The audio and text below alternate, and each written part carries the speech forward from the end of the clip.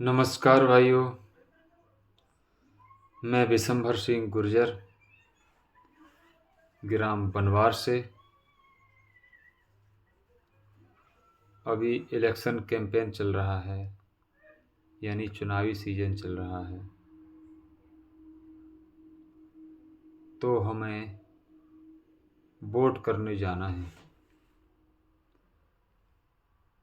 तो वोट करते समय अपने दिमाग और विवेक का इस्तेमाल ज़रूर करें। मैं किसी पार्टी या किसी व्यक्ति के संबंध में कुछ नहीं बोलना चाहता। मेरी मंशा सिर्फ इतनी है कि आप राष्ट्र हित में अपना मत दें। वह व्यक्ति कैसा है, वह पार्टी कैसी है, हमारे देश के प्रति उसका कार्यशैली कैसी है, उसका नेतृत्व कौन कर रहा है, उस पार्टी का उद्देश्य क्या है और उस पार्टी ने राष्ट्र के प्रति कितना समर्पण और त्याग किया है और कितना उसने देश के विकास में, गरीबी को दूर करने में, देश के इंफ्रास्ट्रक्चर को मजबूत करने में, देश की सीमाओं को सुरक्षित करने में योगदान दिया है।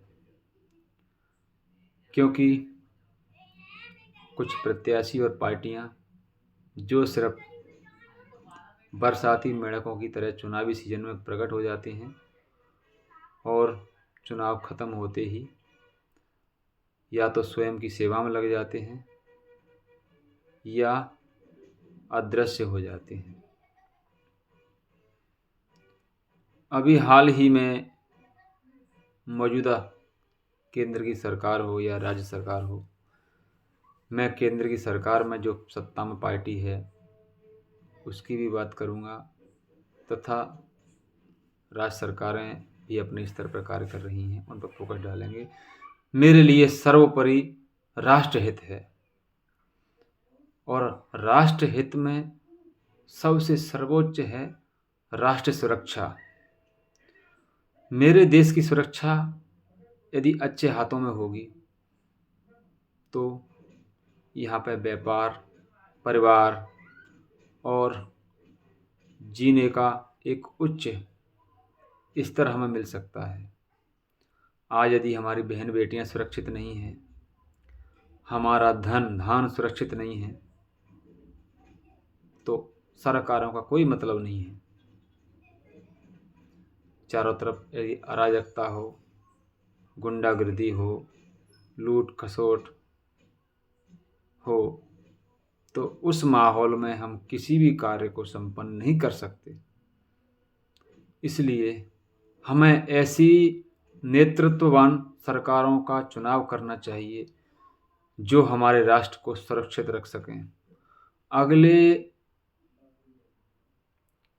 जो समय बीत चुका है, पिछले कुछ सालों में मेरे देश ने आमूल-चूल परिवर्तन किए हैं। मैं तो इसमें यही कहूँगा कि अच्छा नेतृत्व जब देश को मिलता है तो विकास अपने आप होता है। पिछले कुछ सालों में देश ने कुछ घोटालों को देखा, नेतृत्वहीनता का देश शिकार हुआ, तो हम कुछ सालों पीछे चले गए। यहाँ मेरी मंशा किसी सरकार या किसी पार्टी के खिलाफ बोलने की नहीं है, लेकिन समझदार सब जानते हैं कि क्या हुआ है देश में। और अभी जो नेतृत्ववान सरकार आई है उसने क्या किया है। हमारा डिफेंस वर्ल्ड का दूसरे नंबर का डिफेंस है। कुछ समय पहले हम सिर्फ दूसरे देशों पर से अस्त्र शस्त्र मंगाकर उन पर ही निर्भर थे। आज हम अस्त्र शस्त्र निर्यात कर रहे हैं। हमारी बुलेट प्रूफ जैकेटें विदेशों में निर्यात की जा रही हैं। हमारे यहाँ बनने वाले राइफल्स विदेशों को निर्यात की जा रही हैं। दुनिया उसको पसंद कर रही है। हमारे यहाँ के फाइटर प्लेन्स जो बन रहे हैं वो विदेशों में पसंद किए जा रहे हैं। भारत उसको निर्यात कर रहा है।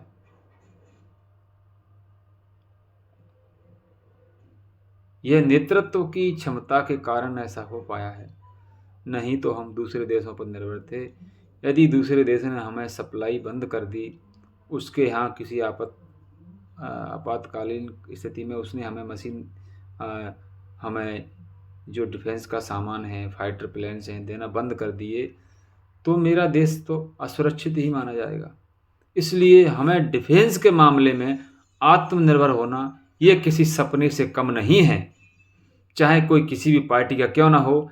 यदि देश हित की बात है तो मैं कहूँगा मेरा देश किसी अच्छे नेतृत्व में के कारण ही आज हम डिफेंस के मामले में आत्मनिर्भर हुए हैं।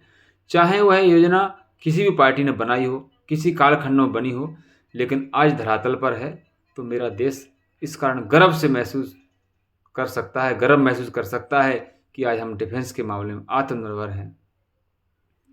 दूसरा, मॉडर्नीकरण, इंफ्रास्ट्रक्चर। हमारे बॉर्डर के एरियाज में ऐसी ऐसी टनल्स बन चुकी हैं जिसमें लाखों सैनिक आसानी से सुरक्षित रह सकते हैं।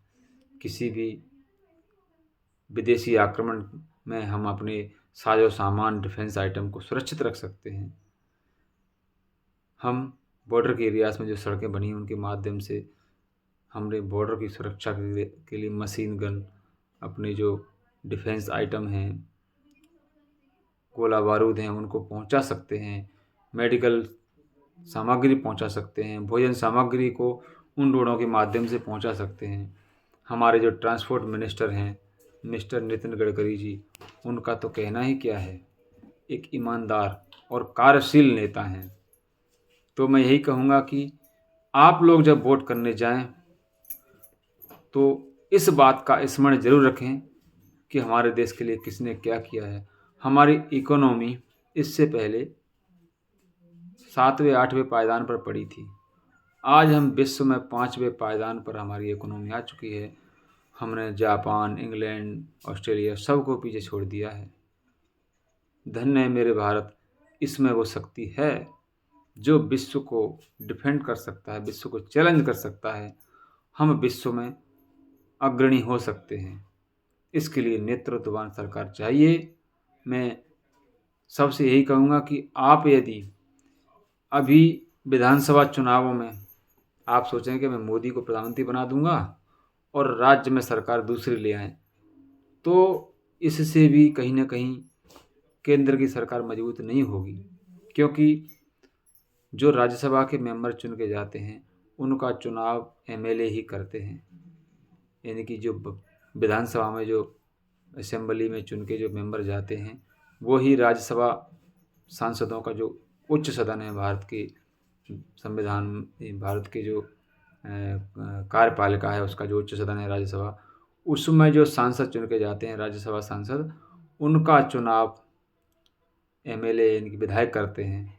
इसलिए अपने राज्य में भी किसी मजबूत सरकार को लाएं जो मेरे देश को विकास और देश की राष्ट्रीय सुरक्षा को सुरक्षित कर सके और मेरे देश को विकास के मार्ग पर आगे ले जा सके। हाँ, कुछ कष्ट जरूर होते हैं जीवन में, उन कष्टों को सह के हम अपने राष्ट्र के लिए इतना तो हम कर सकते हैं कि हमारा राष्ट्र मजबूत हो रहा है, थोड़ा सा हम कष्ट उठा लेंगे, थोड़ा सा टैक्स ज़्यादा दे देंगे, थोड़ा सा जीएसटी ज़्यादा दे देंगे, थोड़ा सा सब्र कर लेंगे, लोक लुभावनी योजनाओं से दूर रहें। ये योजनाएं हमारे देश को खोखला करती हैं।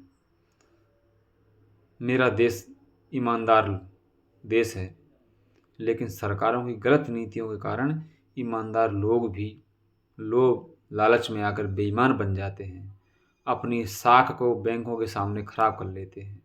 हमें नहीं चाहिए फालतू की भीख, हमें किसी का कुछ नहीं चाहिए। हम आत्मनिर्भर हैं, हम मेहनत से कमा लेंगे, हमारे पास विवेक है, हमारे पास कौशल है, हमारे पास मेहनत करने के लिए अपार बुद्धि बल है। फिर हम क्यों दूसरों के लिए हाथ फैलाएं? हम क्यों ना अपनी मेहनत के बल पर एक मजबूत सरकार का चुनाव करें। जय हिंद, जय भारत।